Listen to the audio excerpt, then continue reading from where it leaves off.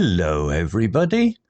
If you want to read all the stories in full, please go to www.steveuk.blog. Thank you. Short Story 651, The Midnight Cargo, Intermediate. Jack was a man of the road. For 20 years his life had been a series of long journeys and late nights. His lorry was his home. He knew every motorway and service station in the country. This night, however, felt different. The phone call had been strange. A voice, cold and without emotion, offered him a large sum of cash for a simple delivery. He had to pick up a single large crate from an old warehouse and take it north. The instructions were very clear. Do not open the crate. Do not stop. Drive straight to the drop-off point. The money was too good to refuse. He arrived at the empty warehouse at midnight. A small, silent man was waiting for him. He pointed to a large wooden crate. Jack used his forklift to load it onto his lorry. It was heavy, much heavier than it looked. He signed the papers and began his journey. The first 2 hours passed normally. The road was quiet, just the hum of the engine and the sound of the wind. Then he heard it, a soft, scraping noise from the back of the lorry. Jack turned up the radio and tried to ignore it. It was probably just the cargo moving. A little later, he saw headlights in his mirror. They were following him. Jack drove faster, but the car stayed behind him. He felt a cold sense of fear. He had a bad feeling about this job. The scraping noise from the crate was now a clear banging sound, and it was frantic, like someone was trying to escape. Jack knew he couldn't continue. He had to find out what was inside the crate. He pulled off the motorway and drove down a small, dark country road. He parked the lorry and got out. The banging was very loud now. He looked at the heavy chains on the crate and quickly broke the lock. He pulled the wooden door open. Inside the crate he saw a young woman. Her hands were tied and there was a cloth over her mouth. Her eyes were wide with terror. She wasn't cargo. She was a prisoner. Just then he heard a car stop behind him. The men from the following car were here. "What have you done?" one of them shouted. Jack didn't think. He helped the woman out of the crate and pulled her into the cab of his lorry.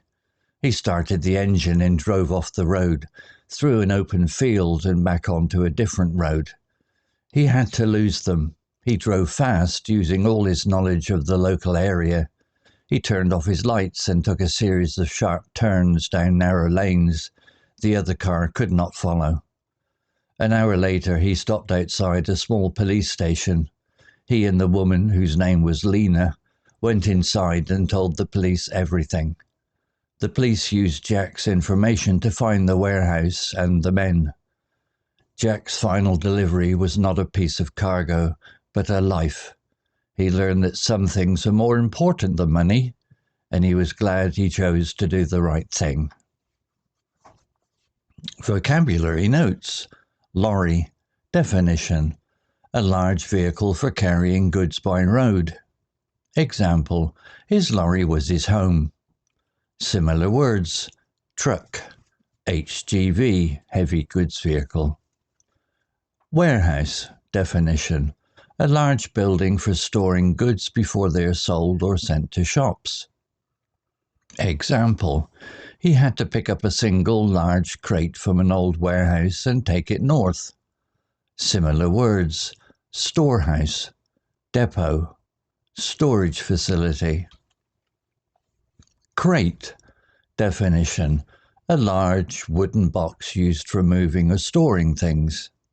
Example. Inside the crate, he saw a young woman. Similar words. Box, container, packing case. Frantic. Definition.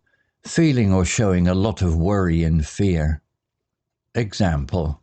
The banging was now a clear banging sound, It was frantic, like someone was trying to escape.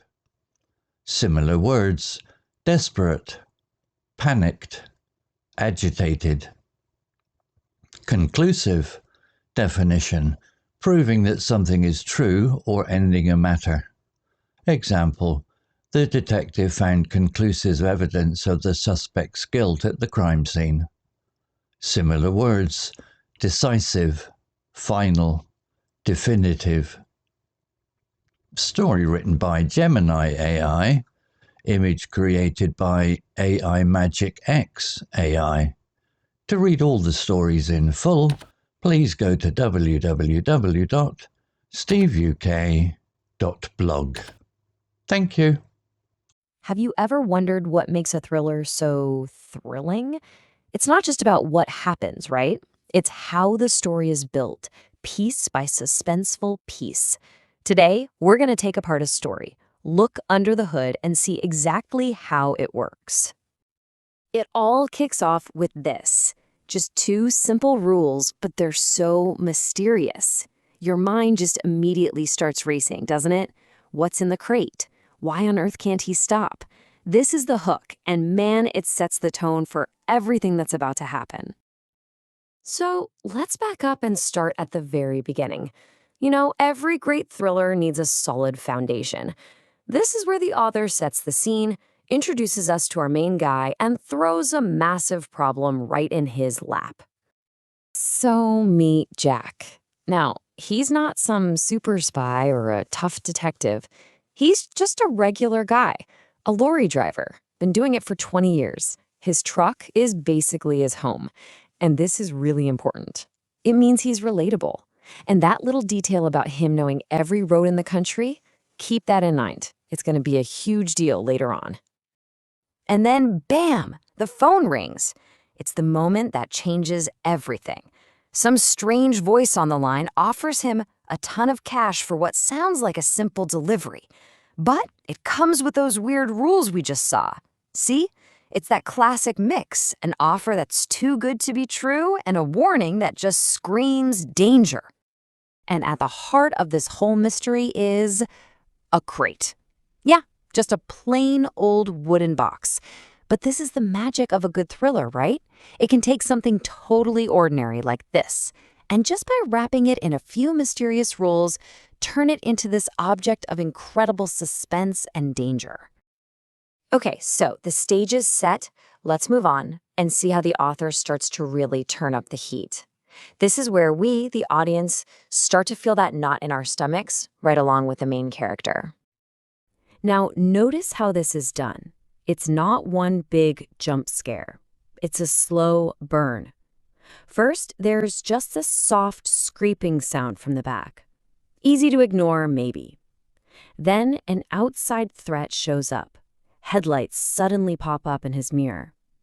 And finally, that little noise from inside explodes into this undeniable, desperate banging. Each step just methodically cranks up our anxiety. And that word, frantic, that's the P right there. It's not just a bang. It's a sound filled with pure panic. It's the sound of something alive trying to get out. And that, well, that changes everything.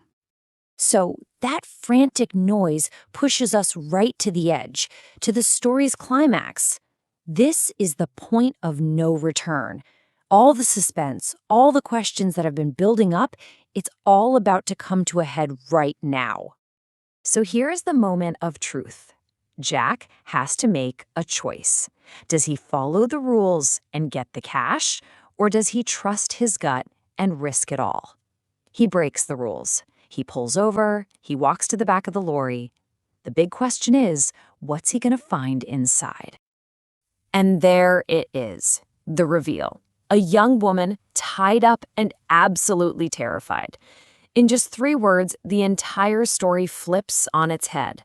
The mystery of what is in the crate instantly becomes the much, much bigger problem of who is in the crate and what Jack's going to do about it. And this is what it all boils down to. On one side, you've got this idea, this promise of a big payday. But on the other, you have the cold, hard reality of a person's life hanging in the balance. This simple delivery job has just become a massive moral test. Okay, so Jack's made his choice, and now he's got to live with the consequences. This part of the story isn't about mystery anymore. Nope. Now it's all about survival. It's a mad dash for safety that comes directly from that one single decision. And hey, remember what we said at the start about Jack being an expert driver who knows these roads like the back of his hand? Well, this is where it all pays off. He's not just driving, he's using his unique skills, his knowledge of back roads, of where to turn off his lights, even driving straight through a field to get them away. It makes his escape feel totally earned and believable. And after a heart-pounding chase, they make it. They're safe. The immediate danger is finally over. The moment they pull into that police station, you can just feel that wave of relief. It closes this intense, action-packed chapter and lets us move toward the end of the story. So we've had the chase, we've had the rescue, but what's the big picture here? The final part of a story like this is all about tying up the loose ends and revealing the real message, the whole point of the journey. And we get a real sense of justice here. See, it wasn't just about Jack and Lena escaping. Because of the choice he made, Jack's information helps the police find the warehouse and catch the bad guys. It gives us that satisfying, clean ending. And this is what the story is really about. That delivery job was never really about the money. It was a test. Jack, our ordinary guy, was thrown into this insane situation, and the biggest thing he discovered wasn't in the crate. It was about himself. And that kind of leaves us with this final thought, doesn't it? Jack was given two very clear rules, and he had to break both of them to do the right thing. It really makes you think, when the rules you're given go against your gut, your own values, which way do you go? It's that question that makes a simple story like this stick with you long after it's over.